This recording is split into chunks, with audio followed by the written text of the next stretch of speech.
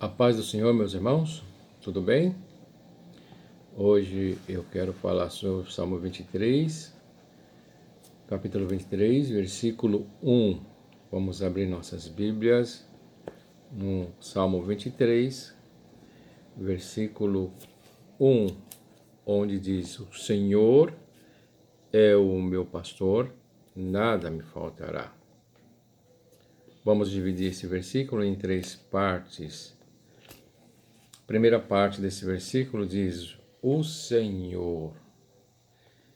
Quem é o Senhor? Quem é o Senhor nosso Deus?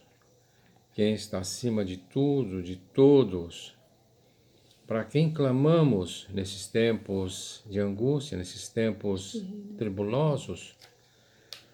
Então nós vamos meditar em Salmo 18, versículo 1, quando diz, Salmo 18, capítulo 18, versículo 1 e 2, quando ele diz assim: Eu te amarei do coração, ó Senhor, fortaleza minha. O Senhor é o meu rochedo e o meu lugar forte, e o meu libertador, o meu Deus, a minha fortaleza em quem confio. O meu escudo, a força da minha salvação e meu alto refúgio. Este é o Senhor a quem clamamos.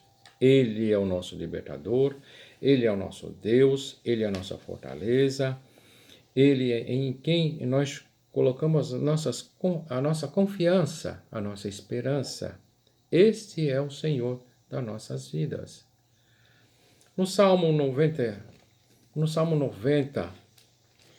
versículo 1 e 2, diz o seguinte, 90, vamos abrir nossas Bíblias, no Salmo 90, 1 e 2, diz o seguinte,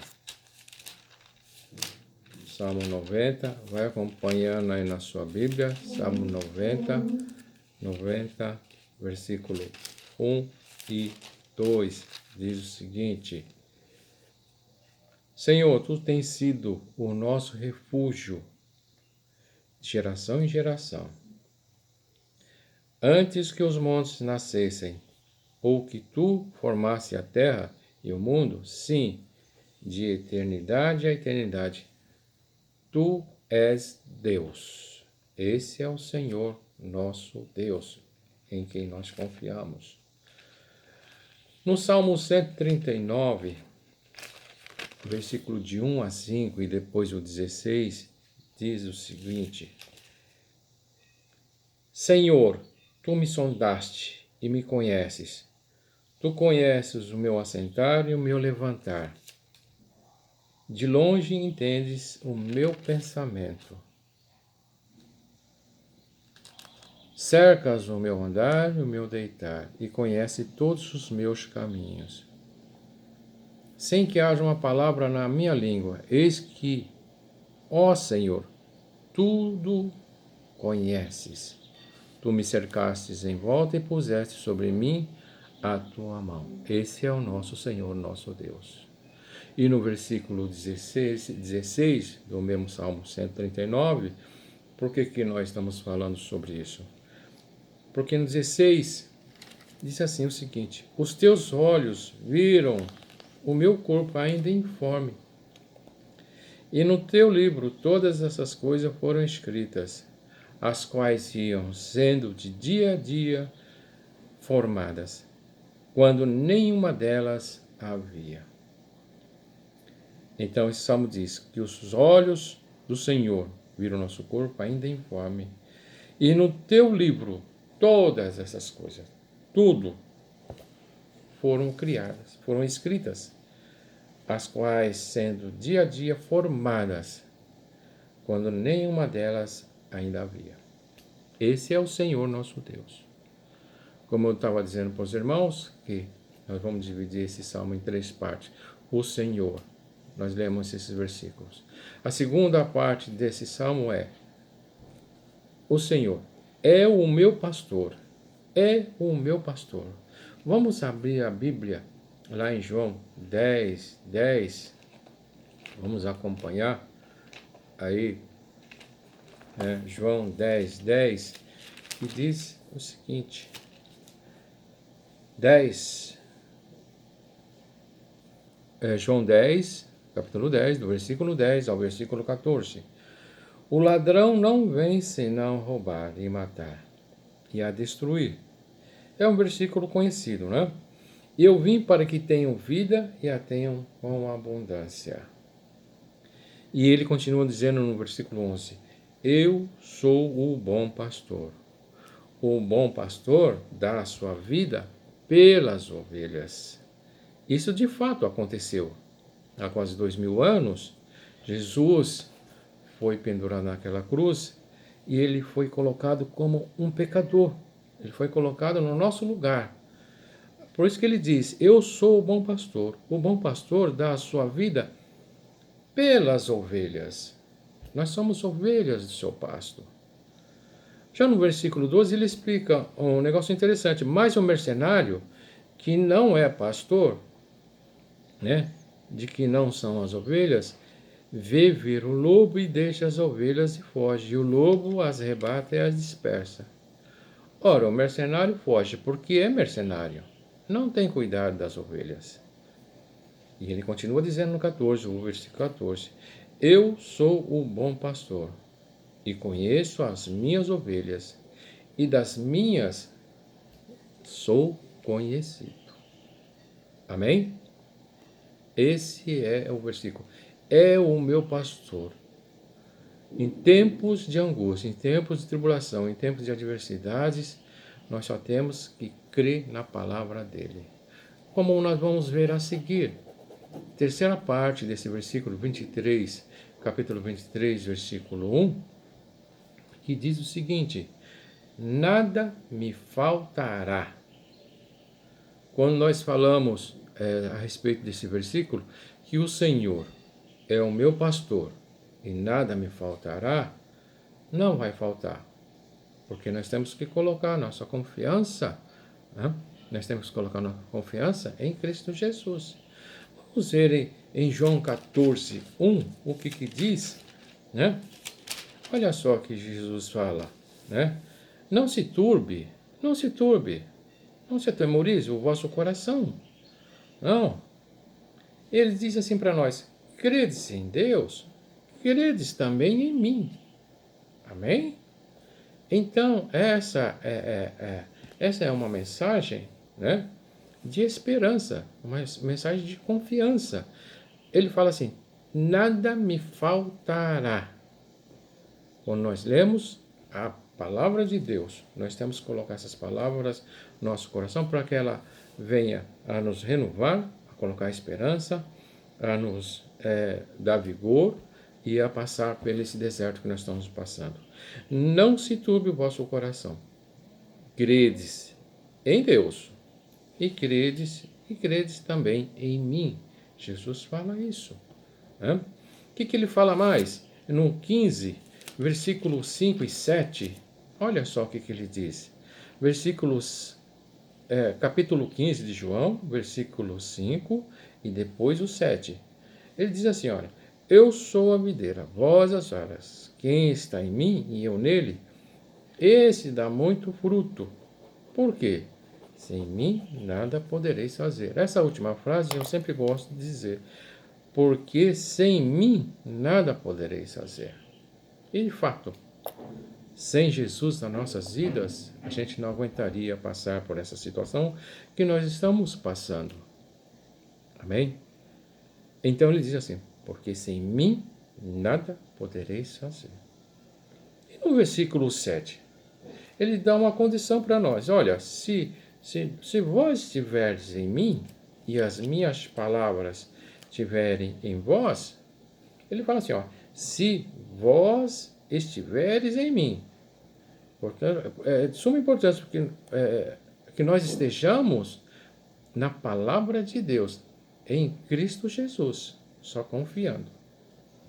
Se vós estiveres em mim e as minhas palavras estiverem em vós, pedireis tudo o que quiserdes, e vos o quê?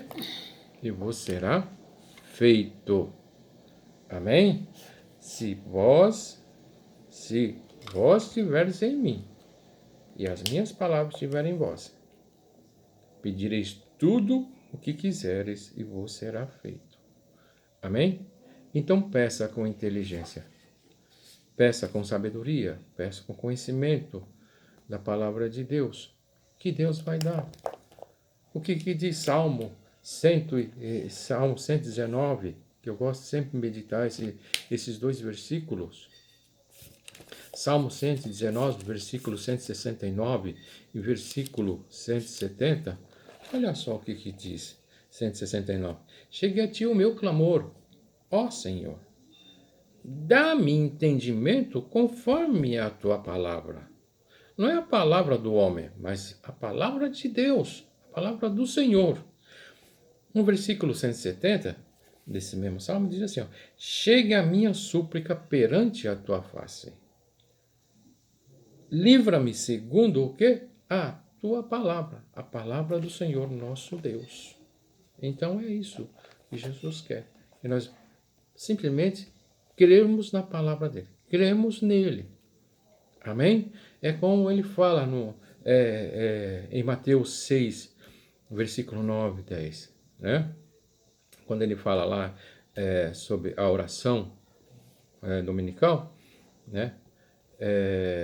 O pão nosso de cada dia. Dai-nos o pão nosso de cada dia. Amém?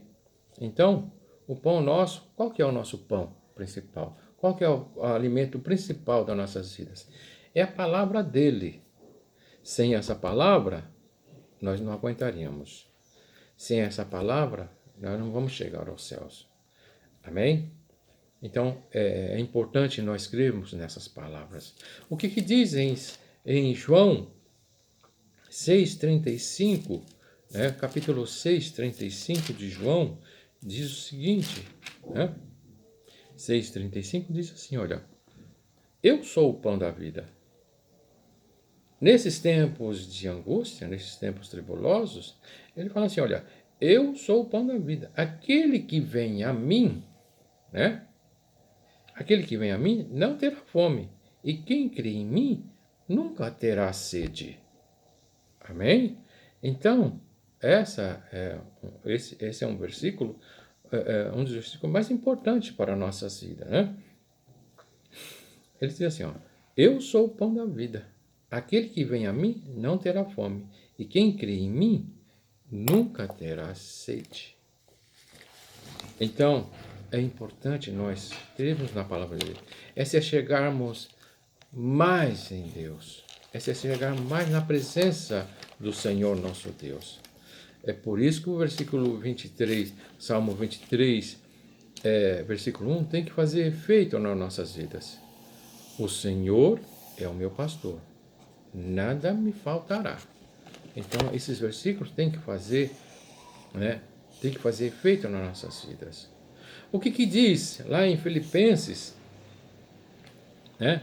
O que diz lá em Filipenses 4:11, né? Vamos ler em Filipenses, quando Paulo estava na carta de Paulo, em Filipenses, ele dá uma explicação sobre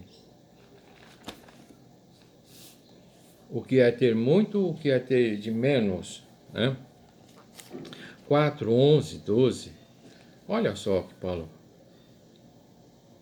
Ele fala assim, olha, não digo isto como por necessidade. Porque ele fala assim, olha, não digo isso por necessidade, porque eu já aprendi a contentar com o que tenho, né? Ele fala assim mais, eu sei estar abatido e sei também ter abundância. Em toda maneira, em todas as coisas, estou instruído, tanto a ter fartura como a ter fome, tanto a ter abundância como a padecer necessidade. Amém? Paulo sofreu muito nas mãos dos seus perseguidores, quando ele se tornou cristão, né? E quando ele foi açoitado, ele levou pedradas, né? Tentaram matar ele de várias maneiras, sofreu um naufrágio, né? Ele sofreu muito. Então ele fala assim, olha, Sei estar abatido e sei também ter abundância, em toda maneira, em todas as coisas. Estou instruído tanto a ter fartura como a ter fome, tanto a ter abundância como a padecer necessidade. Né? Por quê? Essa lição de Paulo é muito importante para nossas vidas. Nesses tempos que nós estamos passando, nós ficamos preocupados em comprar coisas, né, para alimentação, para nós, né? Se, se hoje fosse o último dia, né? Nós ficamos tão atribulados que vamos encher as despensas, vamos nos abastecer, porque a gente não sabe, né? Jesus falou muito certo, olha, não se turbe o vosso coração, credes em mim, credes em Deus e credes também em mim. Jesus falou isso, né? Então não vamos ficar atemorizados, não vamos ficar atribulados, não ficar com medo de situações, certas situações em nossas vidas, né? Jesus mesmo fala lá em João 6:33 de João, o seguinte, né? João 6:33, ele diz assim, olha,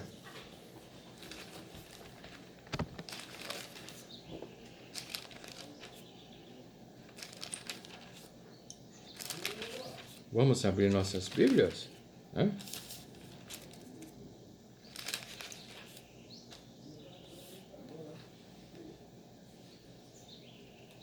É João 6, não, é João 8, desculpa, irmãos. É João 8.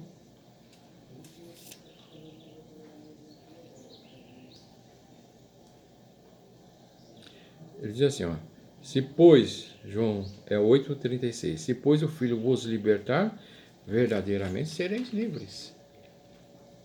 Amém?